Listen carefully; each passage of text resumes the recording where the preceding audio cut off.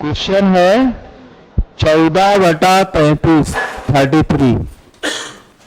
आराम से लिखिए। ठीक। 21/22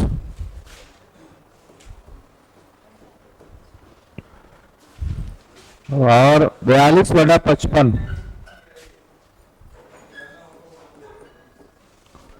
ये अभी यूपी टेट 2021 में भी ये प्रश्न देखा गया, 2016 में भी आया था, और अभी मैं लिखा नहीं, 1 साल और आया था।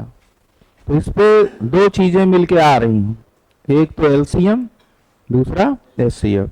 हमको लगता है कि आप दोनों जानते हैं। भिन्नों का एलसीएम का क्या सूत्र है? अंशों का एलसीएम और हरों का सबको पता है ना। एलसीएम बड़ी वाली नंबर में कि छोटी वाली में? बड़ी वाली में। एचसीएफ, क्योंकि एचसीएफ का कार्य है संख्याओं को विभाजित करना, और एलसीएम क्या है? संख्याओं से विभाजित होता है। दो संख्याओं का गुणनफल किसके बराबर होता है? एलसीएम गुणे एचसीएफ के। अगर अनुपात में आ गया तो संख्या निकालेंगे कि पहले गुणा कर देंगे एचसीएफ से डायरेक्ट? अनुपातों का एलसीएम निकालिएगा और सीधा गुणा करिए किससे? एचसीएफ से। चलिए इसको लिखा जाए, किया जाए। तो पहले आप लोग बताइए एलसीएम। एलसीएम का मतलब समझ रहे हैं ना? हाँ, तो हमको अंशों का क्या चाहिए? कौन कौन बड़ा है इसमें? 42 क्या सबसे कट रहा है? अरे ऊपर ही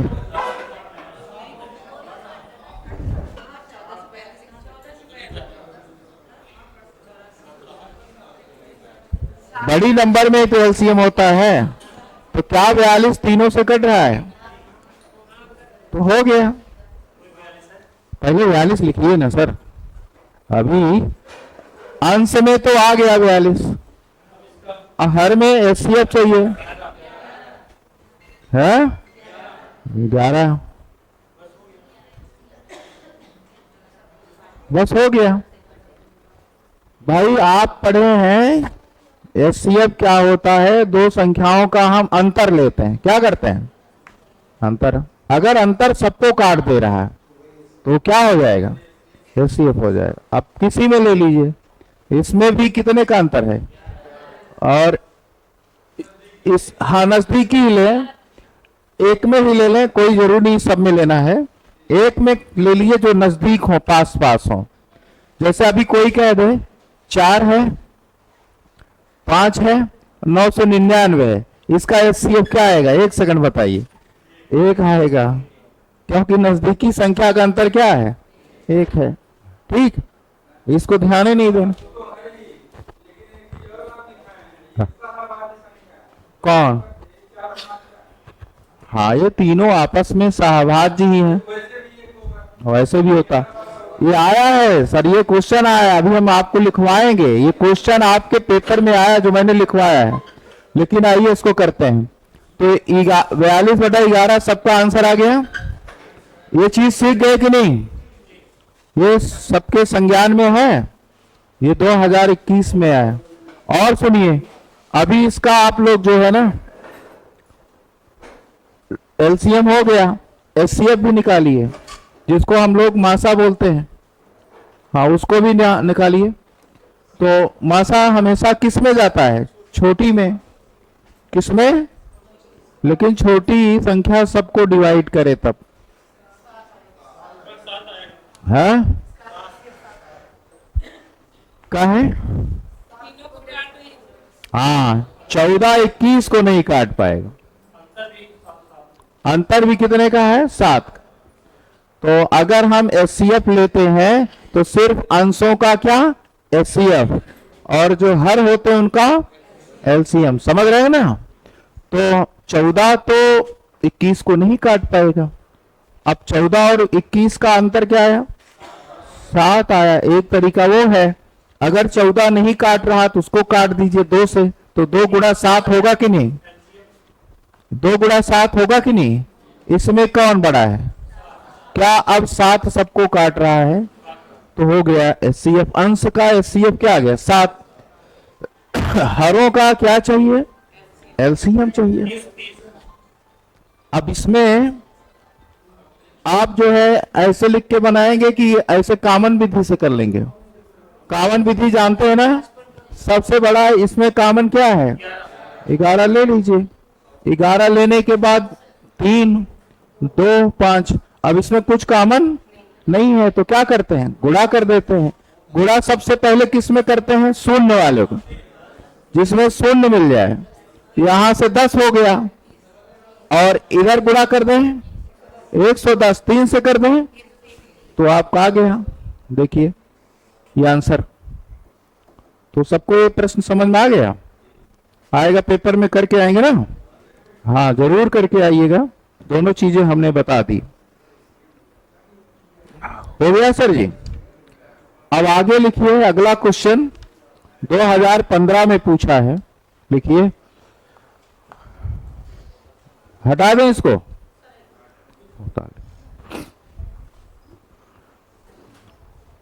आ गया।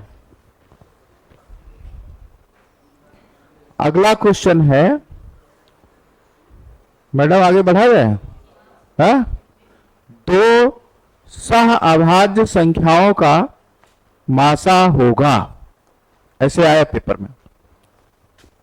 क्वेश्चन है 2 सह अभाज्य संख्याओं का मासा होगा, ऐसे पेपर में आया। ये आया कब है, यूपी टेट 15 में। अब ये तो आप लोग नोट्स में भी लिखे हैं, वहां विकल्प में आया है 0, 1, 2, 3। 0, 1, 2, 3 क्या लगा के आएंगे, है 1 लगा के आएंगे। सहभाज्य संख्या जानते हैं, जिसका मासा ही 1 होता है वही सहभाज्य होता है। चाहे उसके साथ सम हो, चाहे विषम हो, चाहे जो हो। जैसे अगर हमने 4 दे दिया, 6 दे दिया, इसके बगल में मैंने दे दिया 9 दे दिया, तो क्या ये तीनों आपस में सहभाज्य हैं? आप सभी लोग ऐसे गणित में ना कहा करें। आप अभी यहां पढ़ रहे हैं, यही पढ़ रहे हैं कि सहभाज्य संख्याओं का मासा हमेशा 1 होता है। अब जरा बताइए, इन तीनों का एचसीएफ अगर पूछे हम तो क्या आप बताएंगे? 1 से बड़ा कोई नंबर है, बड़ी कोई इसको डिवाइड करता है? तो इनका भी तो 1 आया, इसलिए ये सहअभाज्य हो गए। क्या हो गए? सहअभाज्य का मतलब एक और बात है कि साथ में कट जाएं, साथ में ना कटें, सॉरी साथ में ना कटें। अब बताइए, अगर हम 1 से काटेंगे तो 1 के अलावा और किसी से काट सकते हैं इसको? 4, 6, 9 को कौन संख्या एक साथ काट सकती है? इसीलिए 1 उसका मासा है। बात समझे? क्योंकि जो काटता है उसी को क्या कहते हैं? लेकिन 1 को नहीं, जो सबको काटता है, जो सबको काटता है उसी का नाम क्या है? अब जरा बताइए, 4, 6, 9 का मासा क्या हो गया? क्यों? क्योंकि इन तीनों को एक साथ सिर्फ 1 काट पा रहा, और कोई नंबर अगर यहां 9 हटा लेते तब ये दोनों क्या हो जाती? सहभाज्य। सह, क्योंकि 1 के अलावा ये 2 से कट रही, और इसका अब मासा क्या हो जाता? 2। अगर हम 4 हटा लें, क्या बचे? 6 और तब ये क्या हो जाएंगी? सहभाज्य। सह, अब इसका मासा कितना हो गया? 3। बात समझ आ रहा है? वही जो बड़ी से बड़ी संख्या होती है जो काटती है उसी को एचसीएफ बोलते हैं। आपने यही लिखा होगा, वह बड़ी से बड़ी संख्या जो संख्या को पूर्णता विभाजित करती है उसी को क्या कहते हैं? अब इसमें कौन सी बड़ी से बड़ी संख्या है जो सबको काट रही है? 1। कि 1 के अलावा और कोई है? तो पेपर में इतना ही आपसे पूछा, कौन से? हाँ, 1, इसीलिए मैंने आपको नोट्स में लिखवाया होगा जहां गुणनखंड पढ़े होंगे।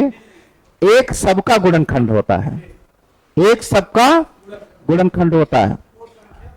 हाँ, सबसे छोटा गुणनखंड 1 है, किसी संख्या का, लेकिन एक एक ऐसी नंबर है जो सबका गुणनखंड है। एक जो है प्रथम प्राकृतिक संख्या है, और सबसे छोटी वर्ग संख्या बताइए। प्राकृतिक में सबसे छोटी वर्ग संख्या है एक, सबसे छोटी घन संख्या, बात समझ रहे हैं कि नहीं।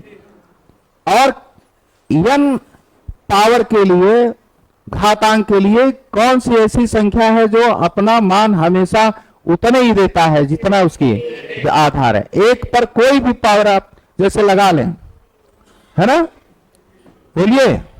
जैसे हम आपसे कह दें 1 की घात 10 क्या आएगी, कि 10 लिख देंगे? नहीं, 10 लिख के आइए पेपर में। 1 की घात 0 लिख दें तब भी 1 है। x की पावर 0 लिख दें। और गणित को समझ करके लगाइए, रटिए मत, और अंदर से ये भी निकाल दीजिए कि हमको गणित नहीं आएगी। अगर आपके मन में आ गया है कि चाहे जितना आप पढ़ा लीजिए लेकिन हमको आएगा नहीं, तो आप प्रयास नहीं करेंगे ना, तो इधर से हम कितना भी करेंगे आप नहीं करेंगे, आपको भी करना होगा, साथ में लगना पड़ेगा। ठीक, तो ये तो बड़ा आसान क्वेश्चन था। कब पूछा था ये? अच्छा, अगर आ जाए अभाज्य संख्याओं का मासा है, तब क्या लगाएंगे? तब भी लगा। अभाज्य संख्याओं का मासा हमेशा क्या होता है? जैसे 7 है, 11 है, 13 है, इसका अगर मासा पूछे तो क्या आएगा बताइए? क्यों? एक ऐसी संख्या है इनके लिए, एक से बड़ी और कोई संख्या नहीं है जो इनको काट पाए। और इनके कितने गुणनखंड होंगे? तो और जिसके 2 ही गुणनखंड होते हैं वही क्या होता है? और जिसके 2 से ज्यादा हो गए तो सबसे छोटी भाज्य, अभी शायद पेपर में भी आया था, है ना। और इधर देखिए, इसमें भी 1 गुणा 11, इसमें भी 1 गुणा 13, तो इन तीनों में क्या कॉमन था? वही जो कॉमन हो जाता है, बड़ा सा बड़ा फैक्टर, वही उसका क्या बन जाता है? एचसीएफ। ठीक है, याद रहेगा। तो अभाज्य संख्याओं का भी मासा क्या लगाएंगे? अगर आपसे ये कोई कह दे अभाज्य संख्याओं का लासा क्या होगा, है? वहां आपको छका सकते हैं, इसे कहेंगे 3 अभाज्य संख्याएं m, n और p हैं। 3 अभाज्य संख्याएं m, n और p हैं। तो इनका लासा होगा, एक जगह लिखा होगा m plus n plus p, पहला विकल्प मान लीजिए। दूसरा लिखा हो m गुणा n गुणा p, तो यही लगा के आइएगा। वो आपको संख्या ना दे करके परेशान कर सकते हैं, लेकिन अगर आपके अंदर ये बात है ये तीनों संख्याएं क्या हैं? अभाज्य हैं, प्राइम हैं, तो सिर्फ इनका जो मासा आता है इनके गुणनफल के बराबर होता है। और एचसीएफ क्या होता है? 1 होता है। याद रहेगा। आगे क्वेश्चन लिखिए। 2 संख्याओं का मासा 13 है। ये भी क्वेश्चन 2015 में है। 2 संख्याओं का मासा 13 है, लिख लीजिए। क्वेश्चन है 2 संख्याओं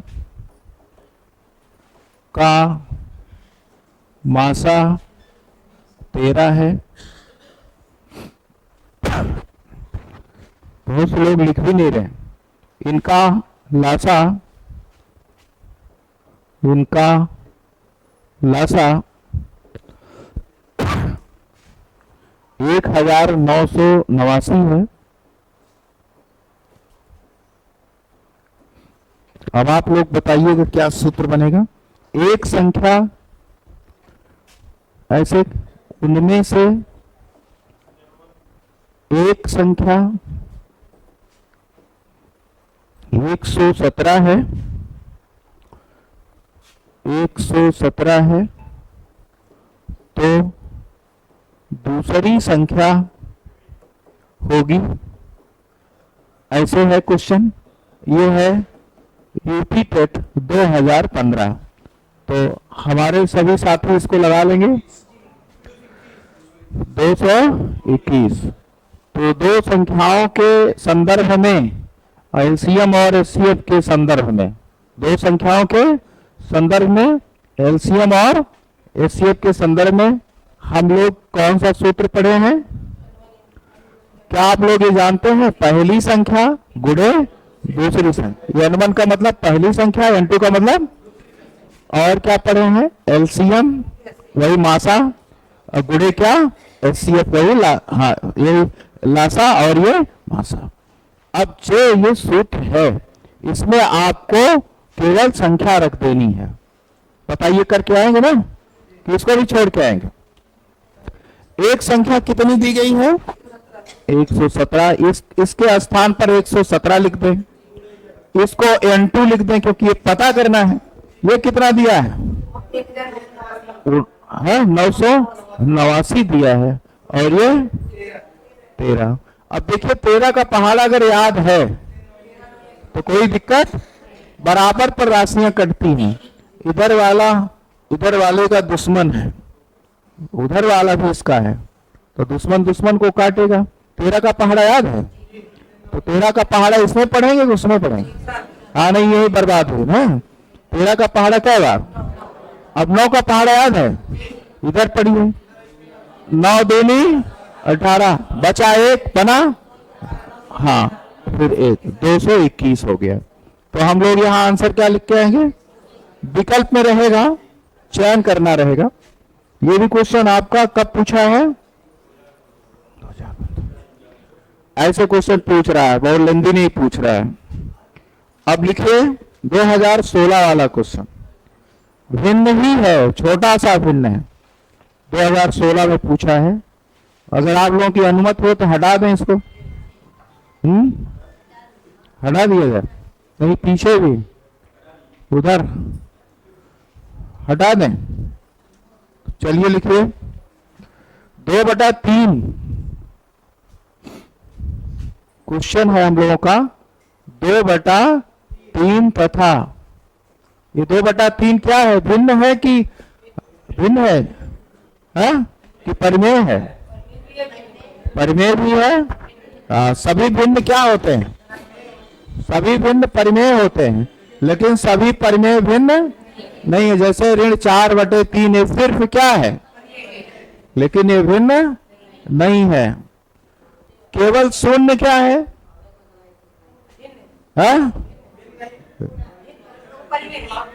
या परिमेय है, क्योंकि इसको हम 0/1 लिख सकते हैं PYQ में, लेकिन ये भिन्न नहीं है, क्योंकि भिन्न में अंश और हर हमेशा क्या होने चाहिए? धनात्मक होने चाहिए ना, पूर्णांक नहीं। ये भी पूर्णांक है, धनात्मक पूर्णांक होने चाहिए। पूरी बताए कैसा पूर्णांक? ये धनात्मक है। यही तो एक ऐसा पूर्णांक है, ना तो धन, हाँ ये ना तो धन पूर्णांक है, क्योंकि आपने नंबर सिस्टम में पढ़ा है, ये दो गणितीय संक्रिया के लिए क्या है? तत्समक है। हाँ ये दो गणितीय संक्रिया, जैसे 5 धन 0 बराबर भी 5, 5 में 0 जोड़ें तो रिजल्ट वही आएगा, और किसी भी पूर्णांक को आप जोड़ेंगे तो परिणाम बदल जाएगा, मतलब इससे ज्यादा आएगा या कम आएगा, चाहे ऋण करें चाहे धन करें। लेकिन 0 के साथ वो स्थिति है कि चाहे जोड़िए चाहे घटा दीजिए। तो ये जोड़ और घटाव के लिए कौन? 0 क्या होता है? तत्समक होता है। अगर पेपर में आए कि कौन सा अंक या कौन सी संख्या या कौन सा अंक जोड़ और घटाव के लिए तत्समक होता है, तो क्या लगा पाएंगे? और कौन सा ऐसा अंक है जो गुणे और भाग के लिए तत्समक? 1 पता है ना, 5 गुणा 1 बराबर 5, 5 भागे 1 बराबर भी 5, ये सब पता है ना। चलिए सोना नहीं है, करना है। तो कुछ लोग सोने का अभी आनंद ले रहे हैं क्योंकि क्लास बहुत शिथिल हो गई है। चलिए 2/3 तथा 3/4 सोने में विघ्न आ रहा था, इसलिए मैंने अपनी स्पीड कम कर दी। 2/3 तथा 3/4 का लासा क्या होगा? ये प्रश्न पूछा है यूपी टेट 2016। ये पूछा है 2016 में, यूपी टेट 2016, बड़ा कठिन है ना, है? छोड़ के भाग आएंगे ना। ये दोनों भिन्न हैं। अंश कितने हैं? कौन कौन अंश है? तो भिन्नों का एलसीएम क्या होता है? नहीं मैडम, पूरा फार्मूला बताइए। भिन्नों का एलसीएम अंशों का, हाँ, और हरों का, हाँ। जब निकालना होगा जो, वो अंश में निकालें। जैसे निकालना है एलसीएम तो किसका निकालेंगे? और जो हर है अंश का क्या है? दुश्मन है। आप लोग गांव में देखे होंगे कि अगर कोई दूसरी पार्टी में है तो पड़ोसी दूसरी पार्टी में, विपरीत वाले में चले जाएंगे। अगर अंश में लासा मांग रहा है तो हर में मासा। तो ये 2/3 है। और कौन सा है? अगर इसका मांग रहा है लासा, तो लासा किसका चाहिए? 2 और 3 का। अब बताइए, अब हमको बताइए, ये दोनों क्रमिक संख्या है कि नहीं? जब दो क्रमिक संख्या कोई आ जाए, ये शायद लिखे कि नहीं लिखे हैं, उनका लासा भी उनके गुणनफल के, अगर कोई कभी पूछ ले कि भैया 18 और 20 का लासा बताइए, तो निकालिए मत, नहीं ऐसे लाइन खींच के दो ऐसे करते जाइए, सीधा क्या कर देंगे? क्रमिक संख्याओं का लासा या एलसीएम हमेशा उनके गुणनफल के। अभी यहां ये 2 और 3 क्या है? बोलिए। क्रमिक भी है। और क्या है? 2 3 सह अभाज्य भी है। तो सह का भी उनका गुणनफल होता है। तो 2 क्या आए? 6। अब नीचे भी है क्या? क्रमिक है। क्रमिक संख्याओं का मासा क्या होता है? क्या होता है? अगर कोई कहता 19 और 20 का मासा बताइए, तो क्या बताते? एक, क्योंकि इसका अंतर 19 और 20 को एक के अलावा एक साथ कोई नंबर डिवाइड नहीं कर पाएगी, इसलिए 3 और 4 का मासा क्या आएगा? 1। तो 6/1 को हम लोग क्या कहेंगे? 6। इसका आंसर 6 आएगा। ठीक। ये क्वेश्चन कब पूछा था?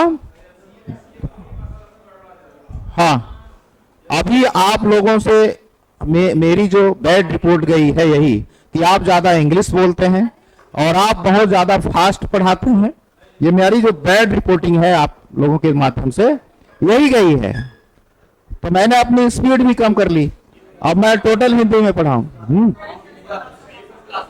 मेरी दिक्कत यह है कि मैंने 4-5 साल यूट्यूब पर पढ़ाया है, तो आम लोगों को कम समय में ज्यादा क्वेश्चन सॉल्व करने का टारगेट दिया जाता है, क्योंकि वहां जो एसएससी मेंस के बच्चे होते हैं उनको आनंद तभी आता है जब कोई 1 मिनट में 4-5 क्वेश्चन लगवाते। अब बहुत स्लो, लेकिन यहाँ विडंबना है कि हमको धीरे पढ़ाना है, जरूरी भी है, आपके अनुरूप पढ़ाना है। तो इसलिए हम थोड़ा सा और कहें तो दोनों बोलेंगे, लासा भी बोलेंगे और एलसीएम भी बोलेंगे। जो कहिए आप लोग, एलसीएम ज्यादा सही है। चलिए एलसीएम। नहीं, इस पर टिप्पणी हुई है कि लासा नहीं बोलते, वो बोल देते हैं एलसीएम। तो मैं तो अपनी तरफ से ठीक ही पढ़ा रहा हूं, मैं संतुष्ट हूं कि मैं, हाँ, और मेरा रिजल्ट भी जितने अभी जो एग्रीगेट रिजल्ट आया है, जो टेस्ट हुए हैं और जो टोटल एवरेज निकाला गया, वो भी मेरा सबसे अच्छा है। और गणित का भी अच्छा हो जाना अपने में। अभी हमको नहीं लगता कि किसी विषय में किसी का 30 में 30 मिला हो। ऐसा हुआ है क्या? हालांकि 2 लोग जो है निगेटिव चले गए, निगेटिव ज्यादा क्वेश्चन करने से हो गया। सोचे होंगे कि अगर हम तुक्का भी लगा देंगे तो आ जाएगा, लेकिन ऐसा ना करिएगा प्लीज। हमसे बार बार पढ़ लीजिएगा, ठीक, 1000 बार, लेकिन यह है कि सीख के जाइए। मैंने खुद देखा है, अपनी केपी कॉलेज में गाड़ी थी और यही लड़की थी, वो बहुत ही एक प्रिंसिपल थे रिटायर्ड, तो दौड़ के, मैं ऊपर से देख रहा था, मेरे कमरे में रही होती तो मैं बता देता, लेकिन दूसरे कमरे में थी। कहे सुनो कितना गणित पढ़ी हो, मैंने बताया था आप लोगों को, लेकिन वो केवल सी लगा के तुम आना, हम पता है तुम, वो पकड़ के सब सिसिया गई, फेल हो गई। 7 नंबर, 30 में 7। अरे वो अपने हिसाब से पाई भाई, 4 विकल्प होते हैं, कितने होते हैं? अब काटिए आप, 30 को काटिए 4 से, वही दशमलव में और कुछ आएगा ना, तो पाई थी उतने। और वो यहां आए, वही पेपर लगाए, 19 क्वेश्चन करके यही दिखाई थे। तो आप अपने पर भी विश्वास करें, मेरे पर भी करें। मैं नहीं चाहता कि आप बाद में पेपर उठा के देखें कि क्या आता है क्या नहीं आता। ये मेरा काम है कि कौन सा क्वेश्चन जूनियर में आएगा, कौन सा प्राइमरी में आएगा, है कि नहीं। कभी कभी कुछ क्वेश्चन के लेवल बढ़ जाते हैं, वो प्राइमरी के नहीं होते, लेकिन हम इसलिए पढ़ाता हूं कि मान लीजिए लेवल बढ़ा, कभी ये दशमलव का एक क्वेश्चन लेवल बढ़ा के पूछ लिया है, वो जूनियर वाला प्राइमरी में डाल दिया, तब वहां क्या करें, इसलिए हमको पढ़ाना पड़ता है। ठीक है, खूब एंजॉय करके पढ़िए, खूब एंजॉय। कोई भी चीज हो अपना ही साथी समझिए, तुरंत टोकिए कि हमको जो है ये समझ में नहीं आया, आप दोबारा पढ़ाइए, मैं कभी मना नहीं करूंगा। जितना पूछना हो। और अभी मैं टाइम इनसे सर से मांग रहा हूं, अगर टाइम मिल जाएगा तो एक दिन जो है जो पेपर आपको दिए हैं वो जरूर सॉल्व करवाऊंगा। ठीक है, हाँ बुकलेट सॉल्व करा देंगे। ठीक है, मांग रहा हूं, समय मिल जाए जिस दिन, 2-3 घंटा मिल जाएगा तब भी काम। एक बुकलेट आपको मिली होगी, लेकिन हमको लगता है वो चला गया ठंडे बस्ते में। हाँ, बेसिक शिक्षा रिपोर्ट की तरह वो विकसित भारत बुल्डेखान हो गया। चलिए लगाइएगा, अगला क्वेश्चन लिखिए। हाँ मैडम लिखिए, लिखिए एक अच्छा प्रश्न आया है, अच्छा प्रश्न आया है, वो है किसी कमरे की लंबाई, किसी कमरे की लंबाई 15 मीटर 17 सेंटीमीटर। बहुत अच्छा प्रश्न है, 15 मीटर 17 सेंटीमीटर है, थोड़ा गंभीरता से इसको पढ़ना है। तथा चौड़ाई 9 मीटर 2 सेंटीमीटर। किसी कमरे की लंबाई 15 मीटर 17 सेंटीमीटर है और चौड़ाई 9 मीटर 2 सेंटीमीटर है। अब ये लग रहा है आपको कि ये प्रश्न, हाँ 9 मीटर 2 सेंटीमीटर है, 2 सेंटीमीटर 9 मीटर, हाँ 1 मीटर में कितने सेंटीमीटर, तो ये 902 हो गया, सेंटीमीटर में कितना हो गया। अब पहला वाला, हाँ 1517 ही बोल दीजिए, हाँ ठीक, कोई दिक्कत नहीं। अब देखिए ये जो प्रश्न है अब कन्वर्ट हो रहा है एलसीएम और एचसीएफ में, किसमें, हाँ कैसे कन्वर्ट हो रहा है लिखिए आगे। तो कमरे की फर्श पर, कमरे की फर्श पर वर्गाकार टाइल लगाई जाए, टाइल लगवाते हैं ना, कमरे की फर्श पर क्या वर्गाकार क्या लगाई जाए, तो टाइलों की न्यूनतम संख्या क्या होगी। अब पहले मेरा कथानक सुन लीजिए तब लगाइएगा, और आपके हित में भी है।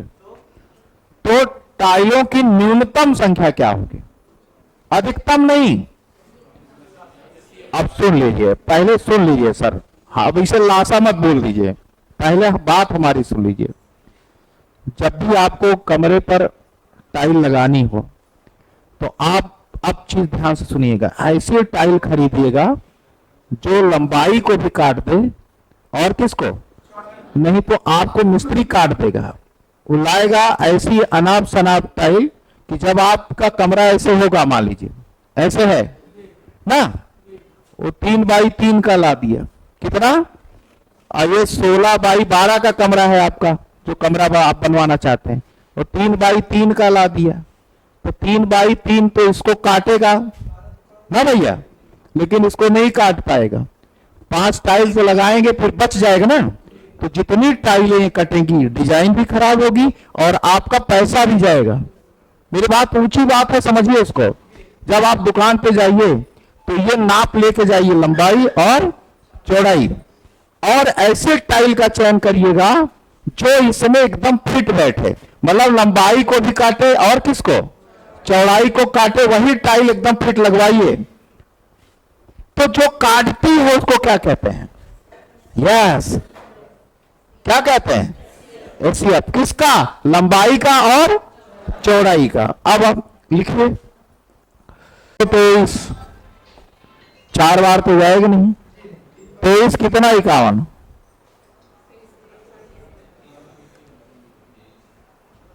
23 में कितना जोड़े 51 हो जाए तो कितना बन जाएगा? 287। अब कई बार जाएगा? ऐसे करते हैं, ऐसे अभ्यास करिए। अब देखिए आ गया, फिर से सुनिए। 41 गुणे 2 करेंगे तो कितना आ जाएगा? 82। 3 बार करेंगे तो 3 1 3, 3 चौक 123 बनेगा। 123 इसी में से निकलेगा, 151 में से ना, तो एक तो चला गया। 23 से कितना 51 ज्यादा है? बोलिए 28। 28 जब 7 को पा जाएगा तो ना ऐसे करिएगा, तो आपके पास समय रहे तो ऐसे कर लीजिएगा, ये ज्यादा अच्छा लगेगा क्योंकि ये हमारे गतिविधि में है। करेंगे वही, हाँ गतिविधि ऐसे करें। अब देखिए सही है, हाँ यहां देखिए 8, यहां देखिए 2 और यहां देखिए। अब कई बार जाएगा? 7, एक 7 ना, कि एक 8, यहां भी 7, तो कितना आ गया? पूरा कट गया। इसको काटे तो कितना आया? 37।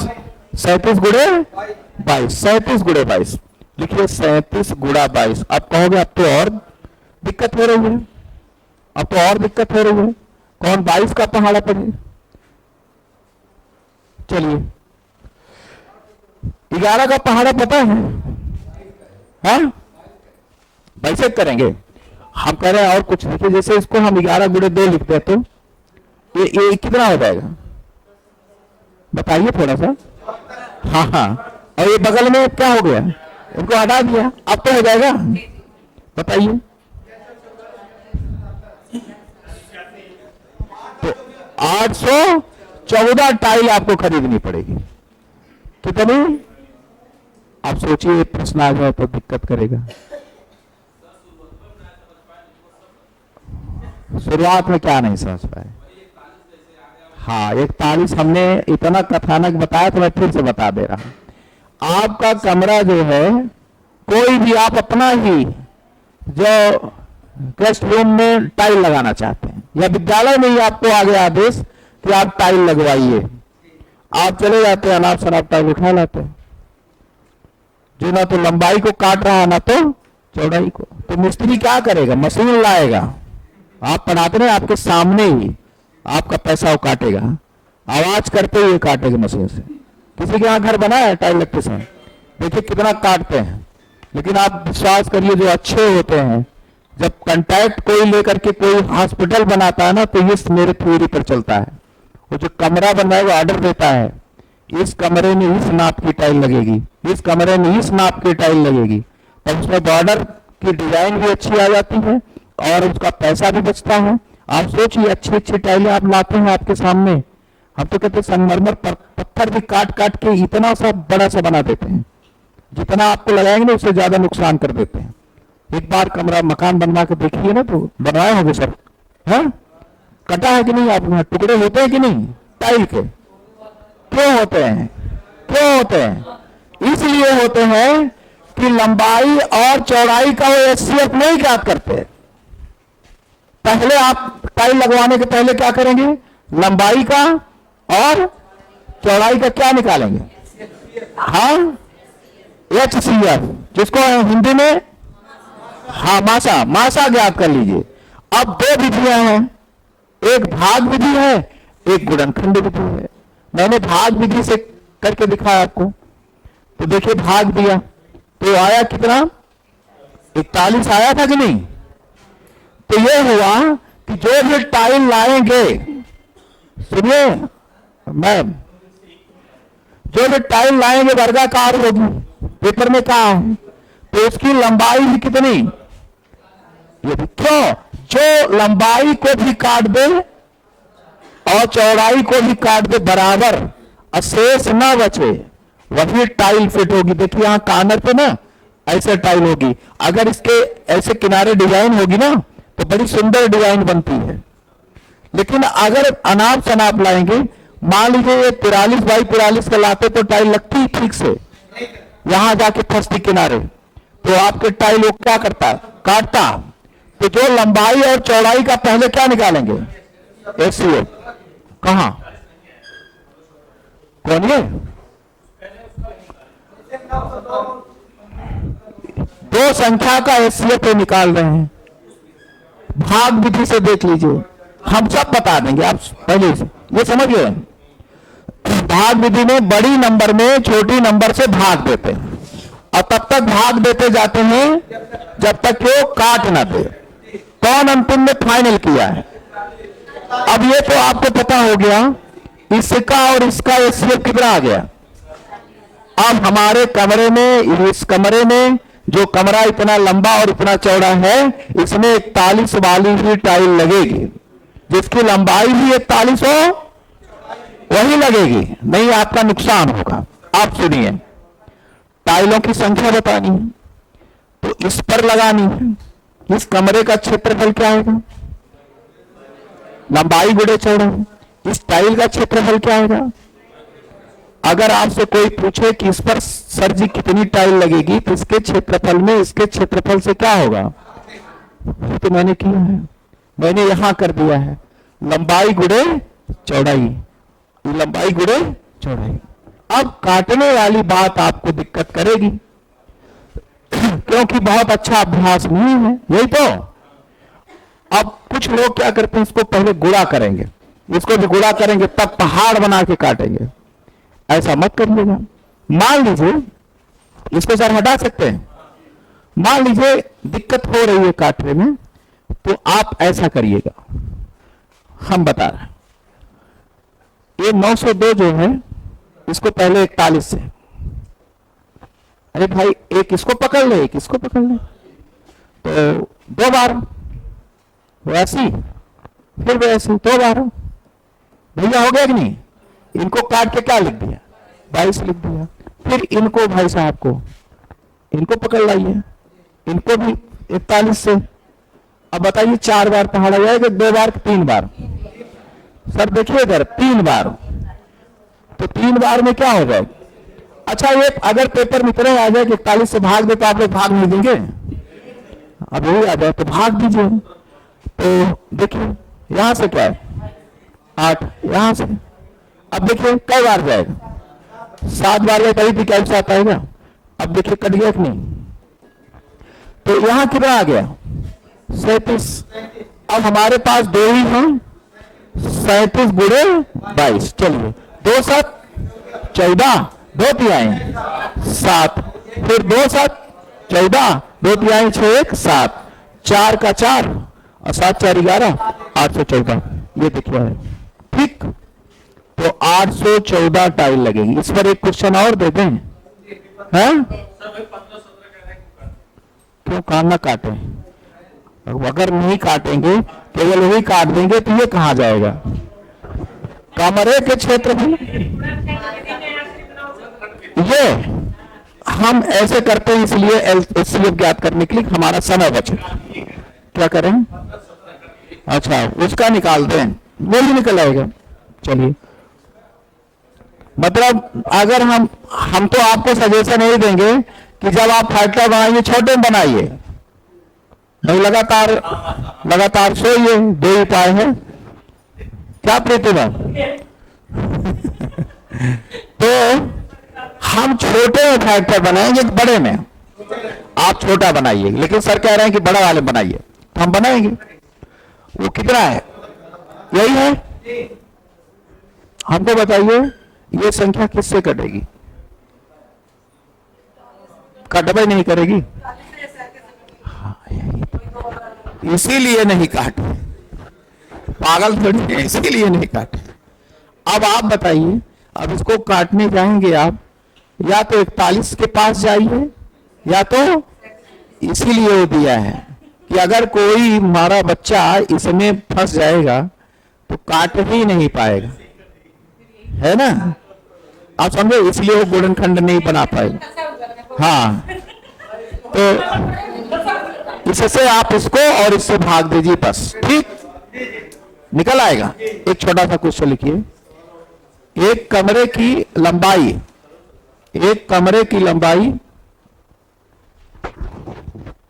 312, नहीं तो बहुत कम हो जाएगा, छोटे कम है। हाँ लिख लीजिए 812 लिख लीजिए, 812 क्या लिखा अभी? मान ली छोटे बेचारे कमरे हैं, 812 सेंटीमीटर है और चौड़ाई 720 सेंटीमीटर है। उस पर बड़ी से बड़ी नाप की, ऐसे क्वेश्चन आएगा, उस पर बड़ी से बड़ी नाप की लंबाई कितना बोला था? 812। चौड़ाई कितना है सर जी? उस पर बड़ी से बड़ी नाप की वर्गाकार कितनी टाइलें लगाई जा सकती हैं? ये इसी का हम दे रहे हैं अभ्यास। तो हमको लंबाई मिला है और क्या मिला है? चौड़ाई मिला है। लंबाई क्या मिला सर जी? 812। चौड़ाई क्या जी? 720। तो इसका हमको क्या चाहिए? HCF। चलिए 812 को 720 से भाग दें, एक बार जाएगा, घटा लें तो कितना आ जाएगा? 92। अब 720 में कई बार जाएगा?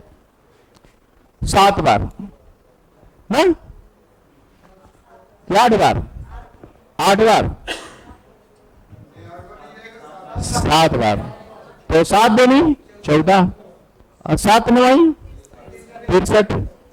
हाँ 64। घटाइए 6 और 7, चलिए हो गया। अब बाद में भाग देते हैं, एक बार 76 कर लें तो 6 आ गया और 16 आ गया। अब 16 है और क्या है? 76। 16 का बचे है 16 चौका 64। चलिए 2 12, अब 12 और 16 में 4 आएगा इसका। इतना कुछ किए तो कितना आया? 4 आया। 4 आएगा कि निकाल दें? चलिए ये देखिए 4 आ गया। तो मतलब जो कमरा है जैसा भी है, 812 लंबा है, 720, तो जो टाइल खरीदेंगे किस नाप की? 4x4 की, तभी एकदम फिट बैठेगी। अब आप जरा बताइए टाइलों की संख्या कैसे निकलेगी? 812 गुणा 720 कमरे का क्षेत्रफल, उसमें 4 गुणा 4, एक एक पकड़ के काट दीजिए, 4 से काट दीजिए इसको, तो कितना आएगा? 180। यहां से 180 टाइल, अब इसको काट दीजिए, मतलब चौड़ाई पर 180 टाइल लग गई और लंबाई पर देखिए 203। अब गुणा करिए 18 का शून्य मुफ्त में, 18 त्रिक 54, हाँ 54 पूरा हो जाएगा, और 18 दूनी तो 36,540 टाइलें आपको लानी पड़ेगी।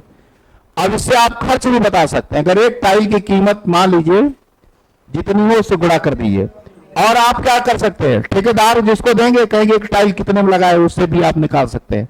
जो अच्छे क्लास के ठेकेदार होते हैं वो इसी तरह से करते हैं, वो पुल का हर चीज का ऐसे आंकड़ा रखते हैं, उनका नुकसान नहीं होता।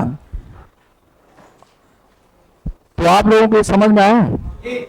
अब ये आएगा तो कर देंगे, तो ठीक है। इसके बाद